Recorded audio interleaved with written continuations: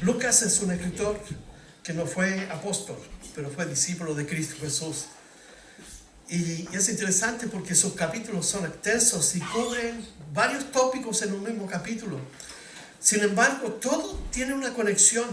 Todo lo que Lucas está recopilando, ¿cierto? Que está inspirado por el Espíritu Santo, está conectado con lo que Él ya nos ha ido diciendo. Jesús acaba de terminar una reprensión a los fariseos por su actitud, porque ellos pensaban que su justicia externa era la que impresionaba a Dios. Sin embargo, Jesús, lo vimos que en el Sermón del Monte y con otras enseñanzas, Jesucristo enfatizó y le dio valor a la vida interior, a la vida del corazón, a una transformación interna, porque el aspecto externo nunca logró agradar a Dios. Y cuando uno mira el Antiguo Testamento, la historia del pueblo de Israel, Dios levanta a los profetas reiteradamente para que ellos vengan y reprendan al pueblo de Israel, porque ellos basaban su confianza, una falsa confianza, en los aspectos externos de la ley. Pero vemos que Jesucristo, en el final del capítulo 11, proclama ayes, que son expresiones de juicio contra sus oyentes, en este caso los doctores de la ley. Jesús estaba en la casa de un fariseo que lo invitó a comer, y también estaban los doctores de la ley, y se sintieron ofendidos por las palabras que Jesús estaba utilizando, porque Jesús le estaba dando una lección a ellos que lo más importante no era lo de afuera, sino lo de dentro, y que más que la justicia propia era la misericordia que nace de un corazón agradecido y relacionado con Dios, que es capaz de dar, ¿cierto?, de entregar en vez de recibir. Jesús los reprocha a ellos. Recuerden que los fariseos tenían varias facciones. Cuando hablamos de fariseos, recuerden que Israel es un país largo también, pero los fariseos, así como las denominaciones evangélicas, también tenían varias facciones. Habían algunos que eran extremos. Los de Jerusalén eran fariseos extremos. Los de Galilea tenían una influencia más liberal por la filosofía, la cosmovisión que habían allí.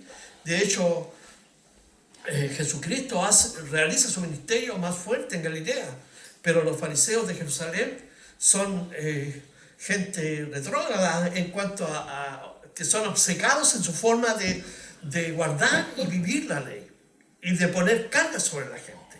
Y ahora Lucas va a comenzar en el capítulo 12 para hablar con los discípulos. Y es interesante porque a esta altura del ministerio de Jesús ya está avanzado, ¿cierto? Pasó el año de la popularidad, su ministerio está conocido en Judea, en Jerusalén, bueno, en toda Galilea, ha desarrollado las obras de Dios de forma maravillosa, ¿cierto? Ha sanado, ha restituido la vida. Jesús ha hecho grandes cosas y la gente, algunos lo tienen por profeta, otros lo quieren hacer rey, pero Jesús se aparta porque Él tiene que cumplir una misión, que es ir a la cruz.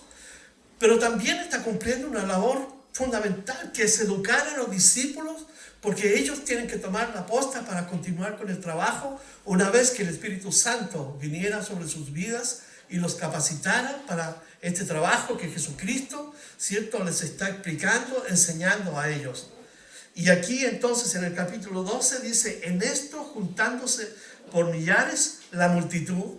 Y Lucas no está exagerando, porque Lucas utiliza un método científico de investigación. Él se basa en la evidencia, en el testimonio ocular. Por lo tanto, él no está inventando. Y recuerden que cuando él escribe, ¿cierto?, nos encontramos que es el Espíritu Santo que lo está guiando. Entonces, cuando dice que por millares se juntaba la multitud, no está exagerando, porque la persona de Jesús ahora está acaparando el interés de todos los sectores de Israel. En una forma externa, religiosa, no conforme los profetas enseñaron que iba a venir a cambiar el corazón, ¿cierto?, por medio del Espíritu de Dios. No, algunos estaban, ¿cierto?, siguiéndole de corazón y amándole, pero otros iban por los panes y los peces. Pero aquí había una multitud, tanto que unos se atropellaban. Es interesante porque cuando ocurre un hecho que la prensa destaca en algún lugar, por ejemplo, en un estadio, una situación donde hay mucha gente reunida, porque hay un líder de opinión, porque hay un grupo importante, la gente se amontona. Y aquí es una situación similar.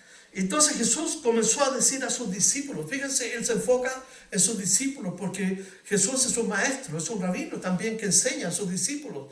En ese tiempo habían escuelas, los rabinos tenían escuelas, tenían sus seguidores. Juan Bautista tenía sus propios seguidores del grupo de los esenios. Y Jesucristo, al igual que todos, pero es un maestro distinto, ¿cierto? Es un rabino distinto. Y él tiene sus propios discípulos, él los ha escogido, estuvo orando toda la noche y ahora les está enseñando y les comenzó a decir, primeramente, guardaos de la levadura de los fariseos, que es la hipocresía. Y Jesús aquí destaca inmediatamente el problema que subyace en los fariseos, en los doctores de la ley. Jesús no ha hablado aún de los sacerdotes, pero ellos también. Ellos son los ateos religiosos voluntarios.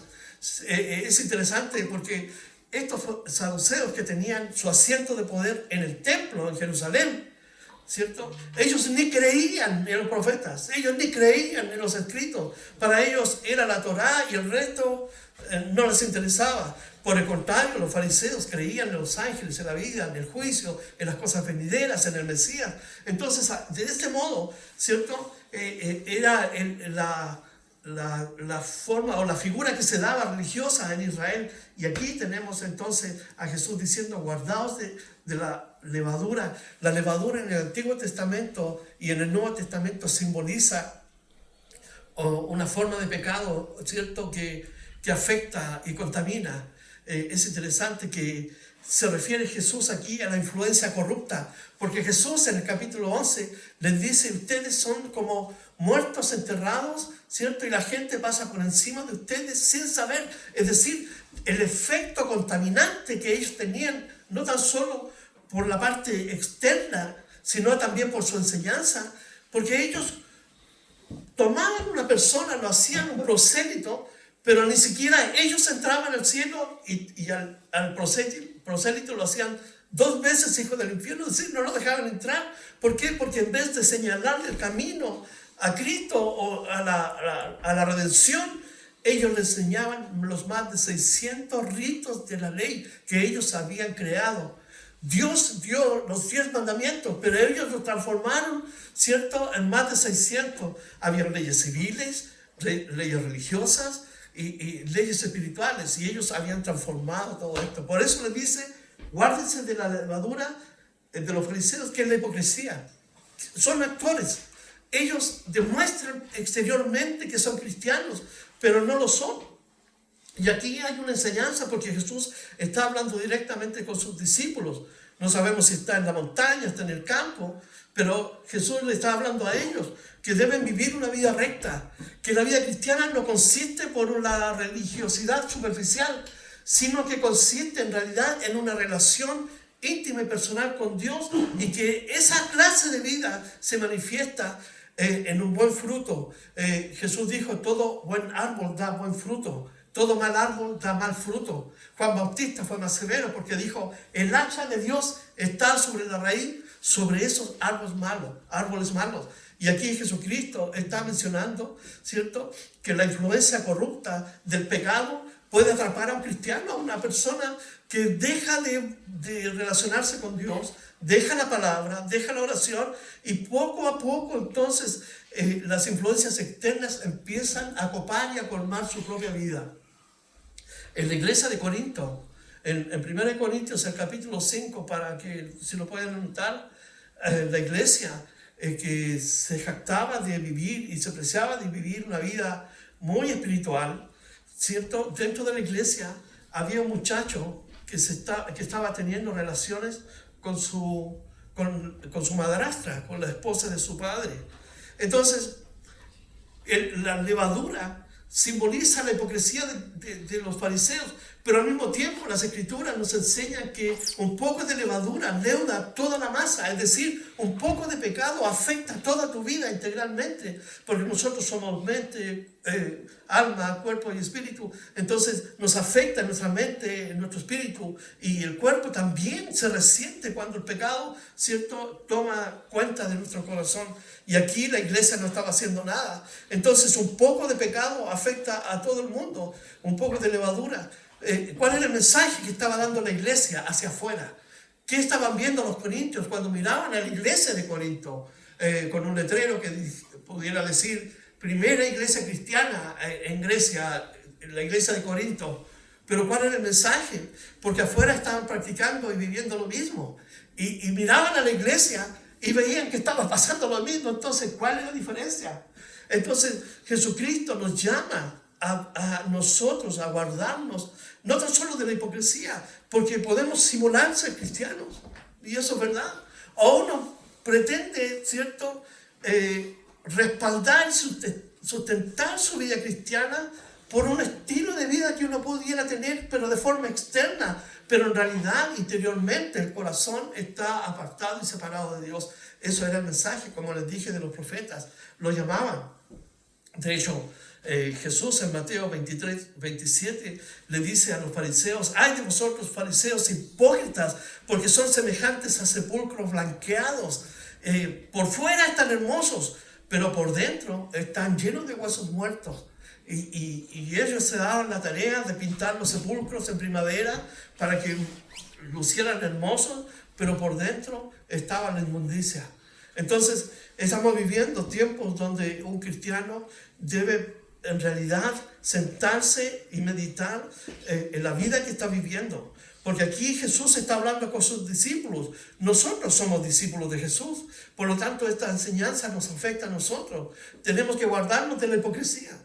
Y eso es importante que nosotros podamos entender. Porque a veces un pecado oculto, ¿cierto?, que pudiera eventualmente no afectarme, decir: no me afectó nada, algo que vi, algo que leí, algo que hice, algo que dije, ¿cierto? Eventualmente no hizo nada en mi vida, no pasó nada, no vino juicio, pero un poco de pecado empieza poco por poco a comer, a roer toda nuestra vida. Y llega un momento entonces cuando comienza a aparecer la culpa, que el diablo es especialista en poner culpa, sensación de, ¿cierto?, de culpa, como David. Es increíble que si pueden leer el Salmo 38, dice: estoy encorvado, mi cuerpo arde, mis huesos me duelen, no tengo descanso, no duermo. ¿Por qué? Porque la culpa del pecado lo estaba agobiando. Por lo tanto, nosotros debemos guardarnos de esto, de que es la hipocresía, este pecado que estaba allí. De hecho, la Pascua que celebraron los judíos cuando salen en el Éxodo, en Éxodo 12:15, una de las ordenanzas que dio Moisés es que ellos tenían que comer pan sin levadura. ¿Por qué? Porque por medio de símbolos Dios les enseñaba a ellos. El lenguaje original en el hebreo está lleno de figuras y de ideas que uno puede captar.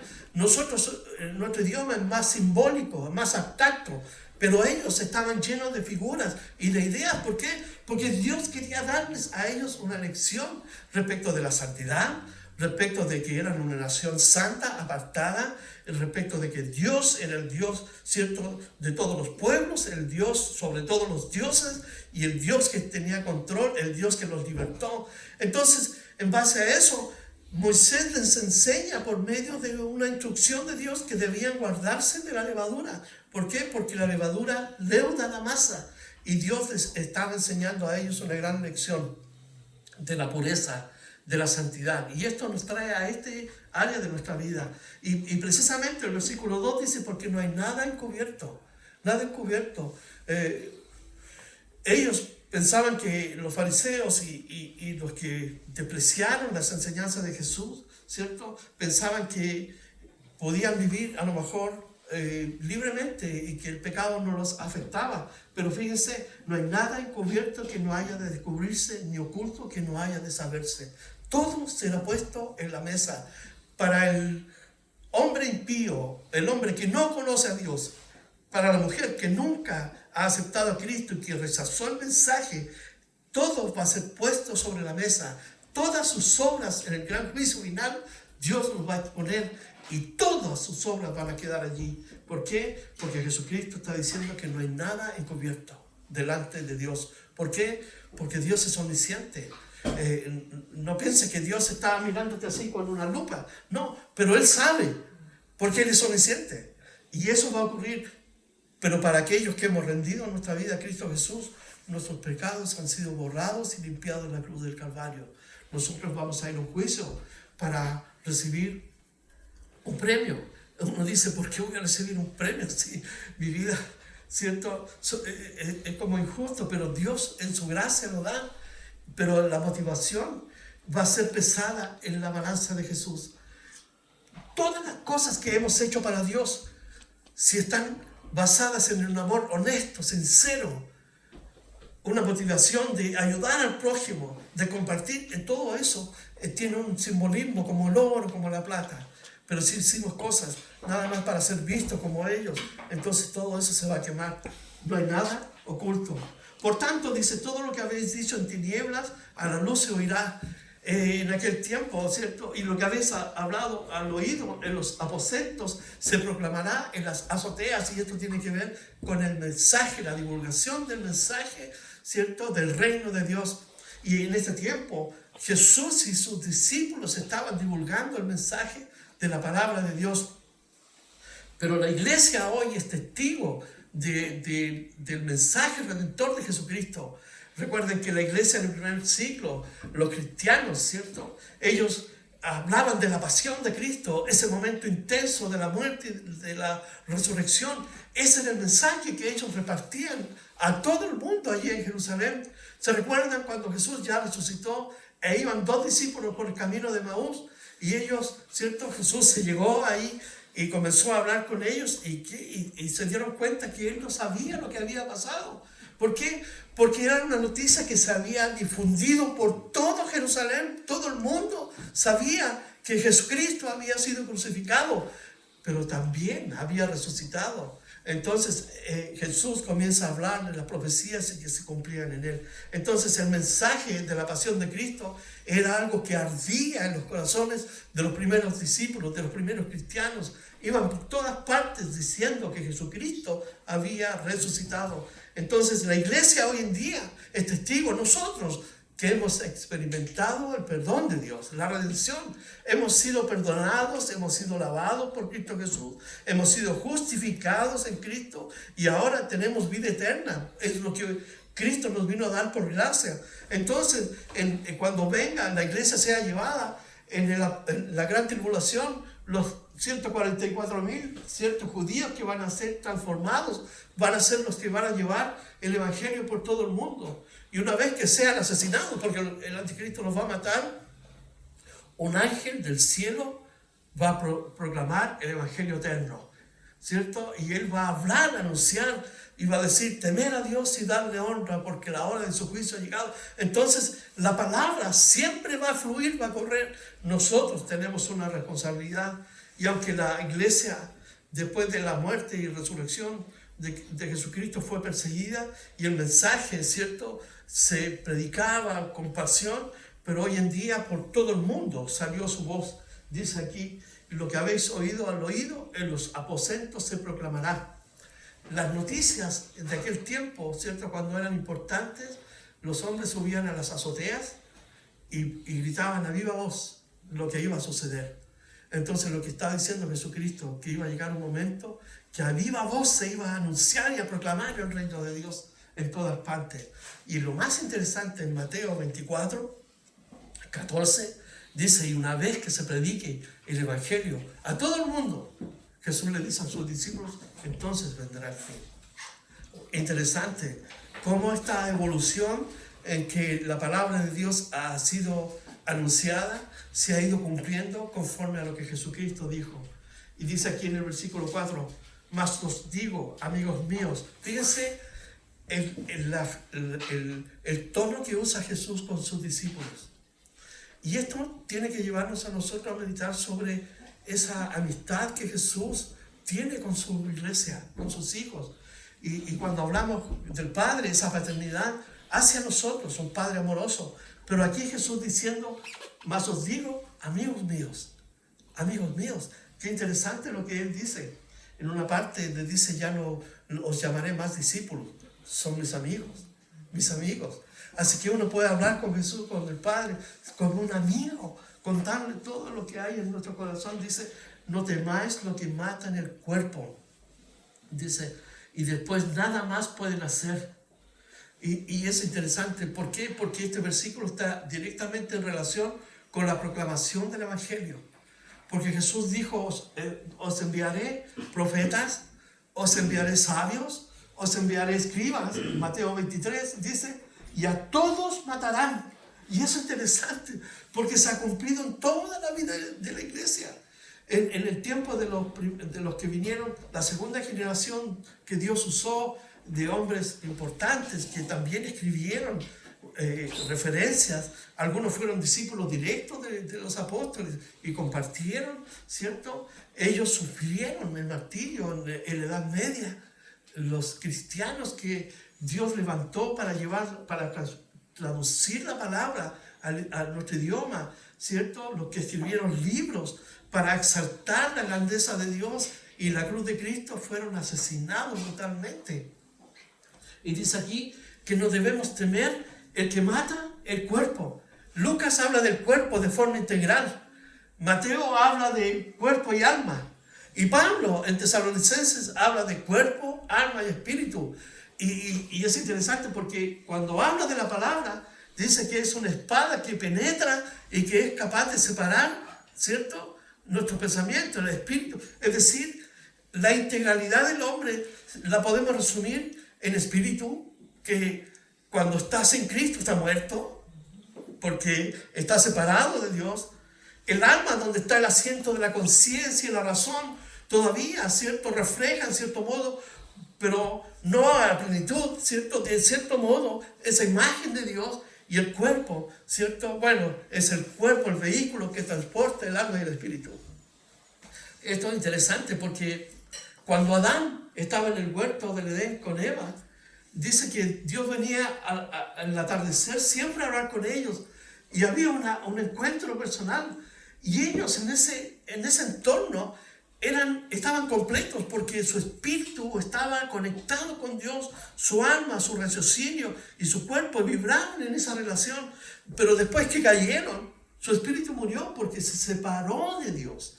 La muerte significa separación y también tenía que morir físicamente, pero su alma ya no era espíritu, alma y cuerpo, ahora cuerpo y alma. Y lo que vemos hoy en día en nuestra sociedad, ¿cierto?, en este tiempo, el hombre trata de satisfacer los deseos de su cuerpo, trata de, ¿cierto?, de darle todos los placeres a su alma.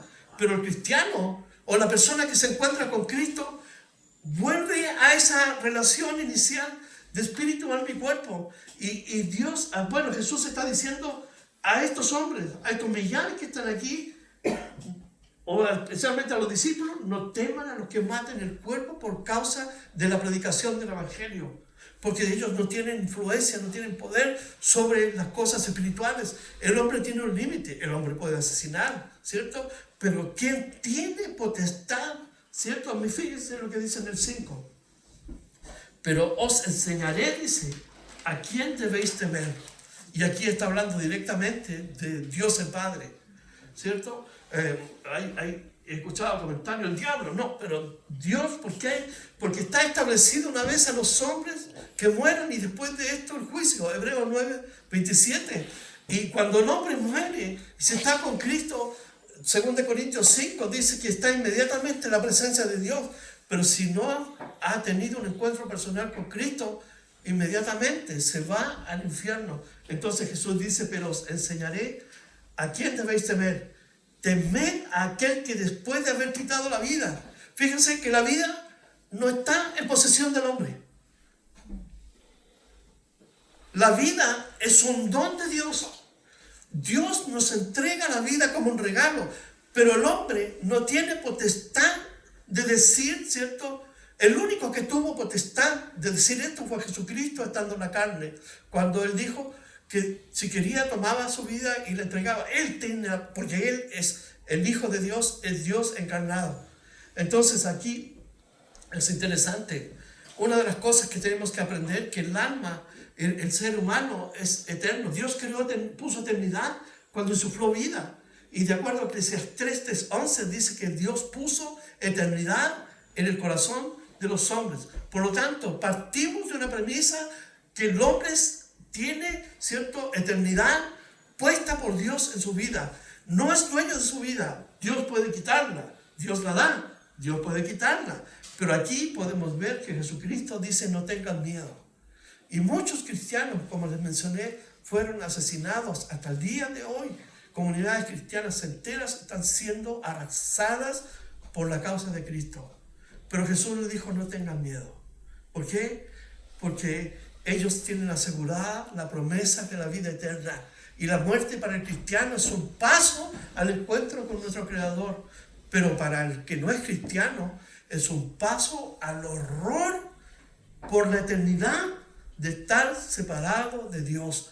Por siempre, por siempre, por siempre. ¿Por qué? Porque tiene eternidad.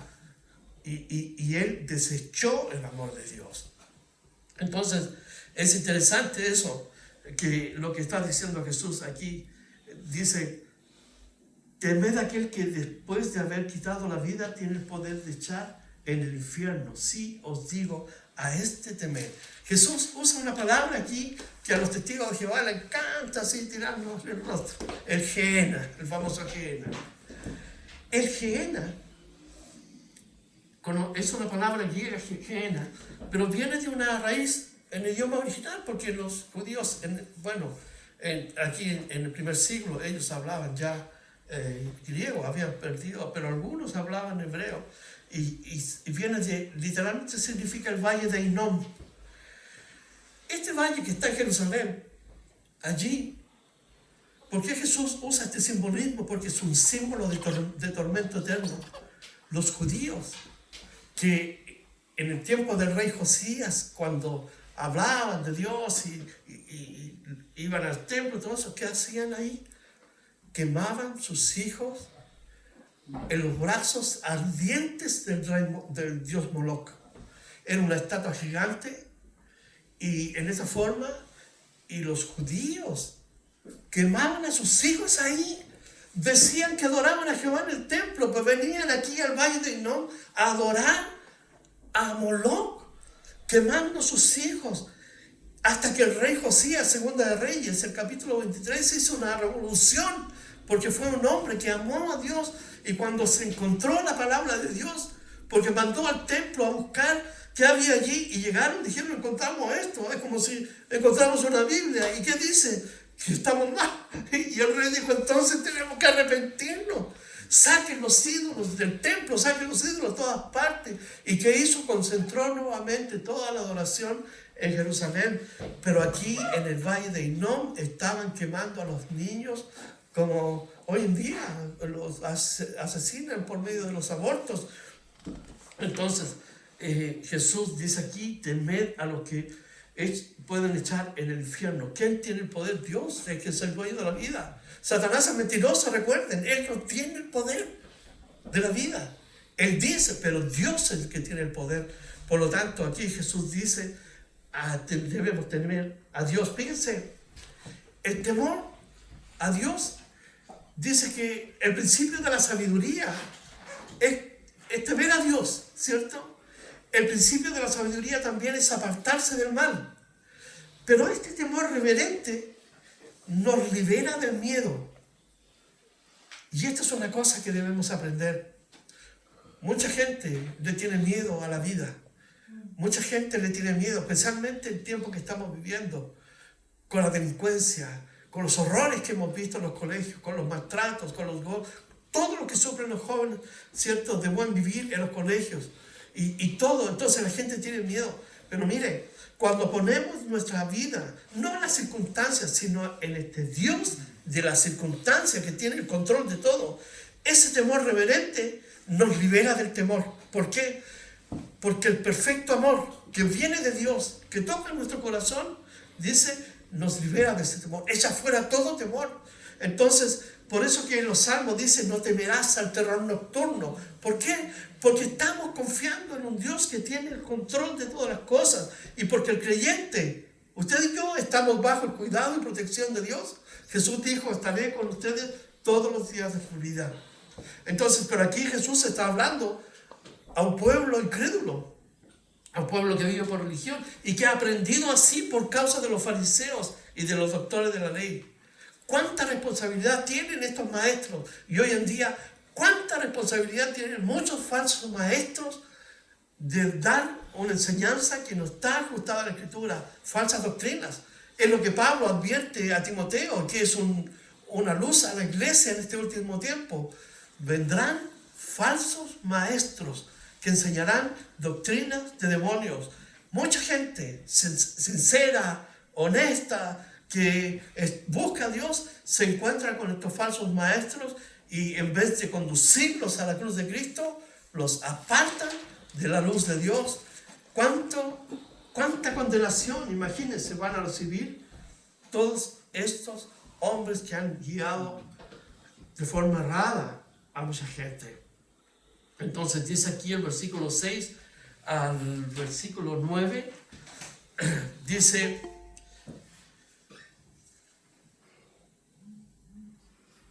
el 6, dice, ¿no se venden 5 pajarillos por 2 cuartos? Y uno se pregunta, ¿y qué tiene que ver esto con lo que está diciendo Jesús?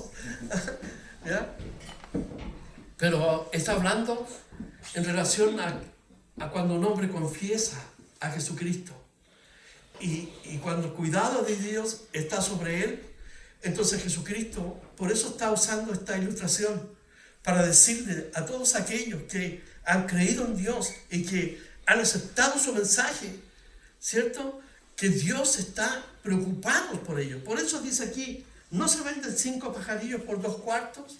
Fíjense, esta expresión de dinero es el salario que ganaba una persona por trabajar menos de 1 hora al día. Es decir, el denario era el salario de un día, pero el salario de 1 hora era mucho más de 2 cuartos.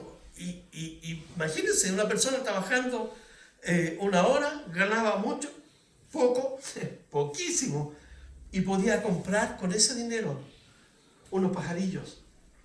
Y es interesante porque ellos compraban de 2 en 2, entonces compraban 4 y el quinto se lo regalaban, que era una práctica entre los judíos. Y ese quinto pajarito, que nadie iba a dar un pelo por él, Dios cuida de él. Lo que está diciendo. Con todo, ni uno de ellos está olvidado delante de Dios. Es decir, la creación está cuidada por Dios. La creación fue realizada por Dios. Todo lo que nosotros conocemos de creación, ¿cierto? La avifauna, todo lo que nosotros podemos ver, Dios la cuida. Y mira lo que dice aquí. Con todo, ni uno de ellos, hablando de los pajarillos, está olvidado delante de Dios. Y fíjense, y ahora va a introducir un concepto que nosotros hemos estudiado, la omnisciencia. Es decir, que Dios sabe todas las cosas. Si Dios cuida su creación, entonces Él sabe lo siguiente, pues aún los cabellos de vuestra cabeza, dice, están todos contados. Esta es una figura, ¿cierto?, gramatical, ¿cierto?, para expresar, pero ¿qué está diciendo? Que Dios es omnisciente y que Él conoce todo lo que sucede en tu vida, todo lo que está a tu alrededor, todo lo que te afecta, todo. Y si Dios cuida a un pajarillo que mucha gente, ¿cierto?, no le atribuye ningún valor, y Dios sí lo cuida, ¿cuánto más va a cuidar de ti? ¿Cuánto más va a cuidar de ti? Entonces dice, porque aún los cabellos de vuestra cabeza están todos contados. No temáis. Fíjense la palabra, Jesús comienza a usar este verbo como una orden, como un imperativo. No teman, no temáis, no temáis. Pues más valéis vosotros que muchos pajarillos.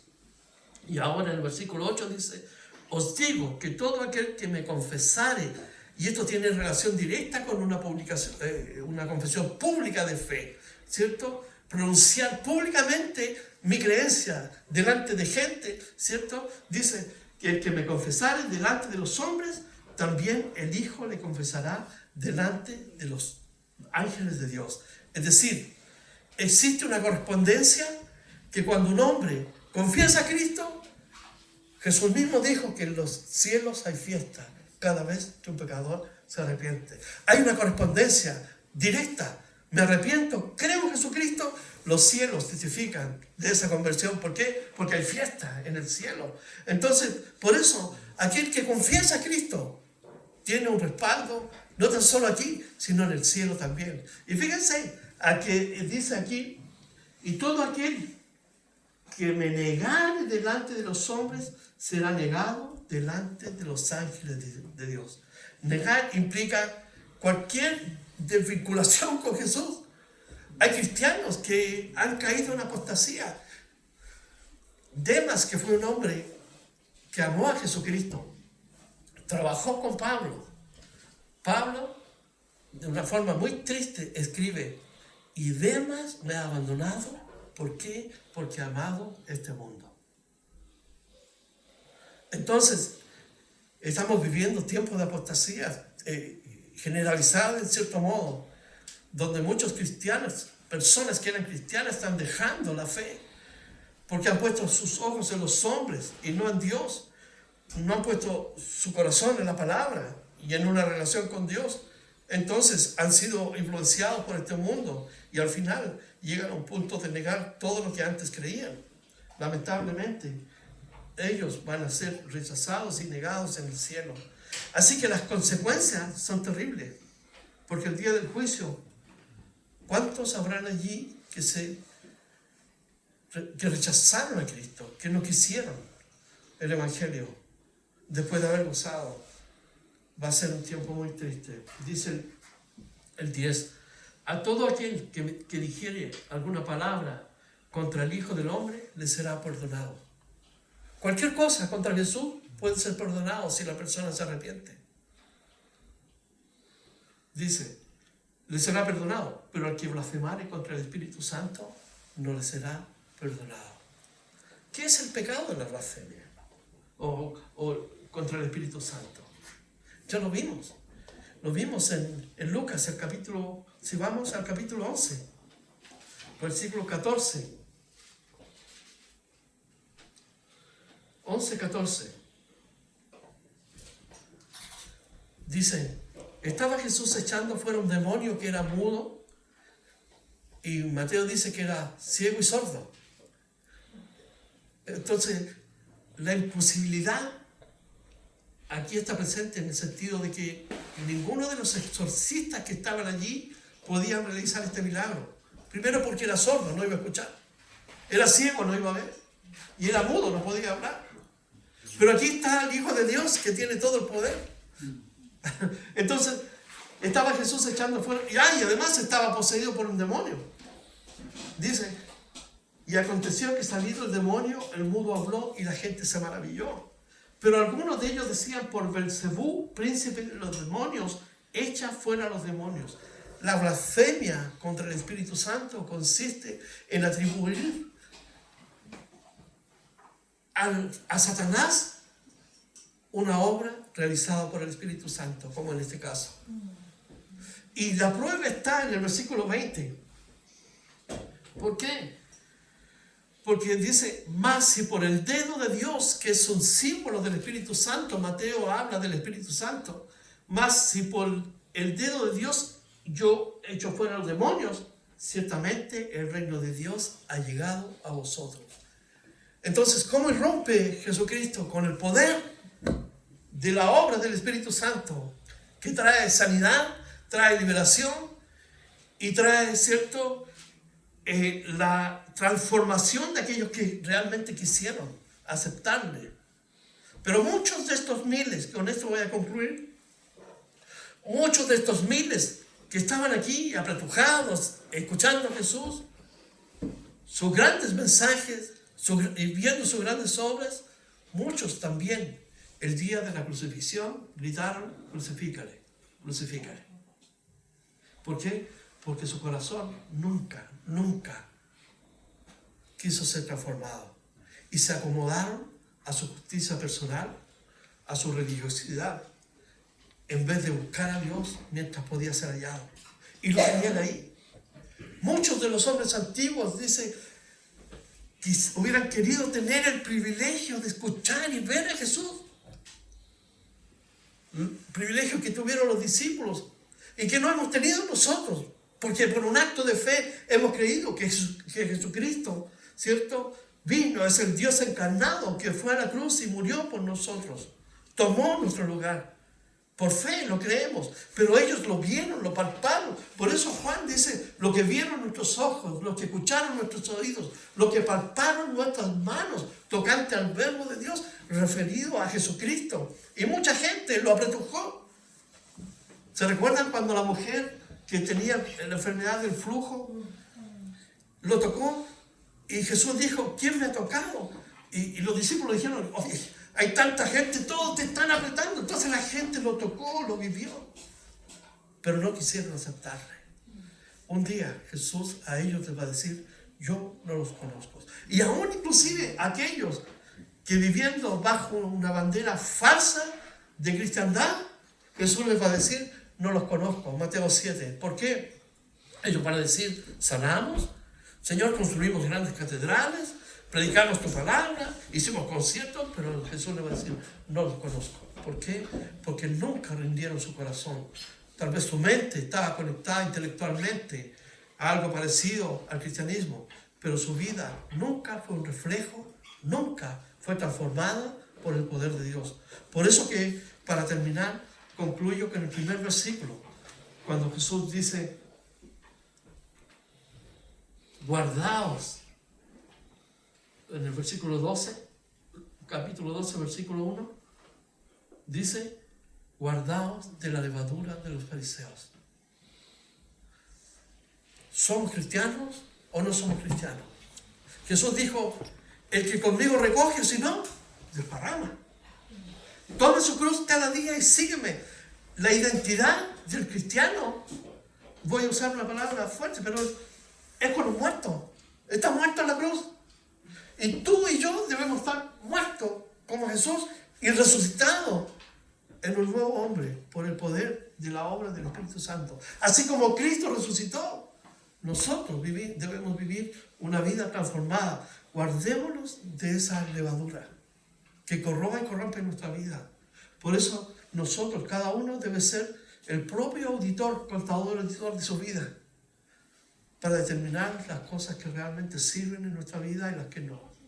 ¿Por qué? Porque de otra manera nosotros estaríamos viviendo entonces igual que estos fariseos. Vamos a orar. Padre, te damos gracias en el nombre de Jesús por este día, por este tiempo, Señor, de estar en tu palabra. Sin duda es una experiencia maravillosa, Señor. Sentarnos a tus pies y escuchar tus palabras, Señor. Muchos, Señor, no quisieron en aquel tiempo recibir tu palabra, como hoy, Señor. Muchos no quieren, pero te agradecemos porque en tu bondad tú nos alcanzaste a nosotros, Señor, y pudimos, Señor, entrar en esta relación contigo gracias a tu obra en la cruz del Calvario. Señor, gracias por tu Espíritu Santo, gracias por tu palabra, que podamos ser hombres y mujeres de la palabra, viviendo en una relación personal contigo, no en religiosidad, porque sabemos cuáles son las consecuencias de vivir así, Señor, y que podamos vivir esta vida por amor a ti, Señor, profundamente, Señor, amándote, y también, Señor, en la esperanza de que un día de estos tú vendrás, Señor, por nosotros, en el nombre de Jesús. Amén. Amén. Bueno, yo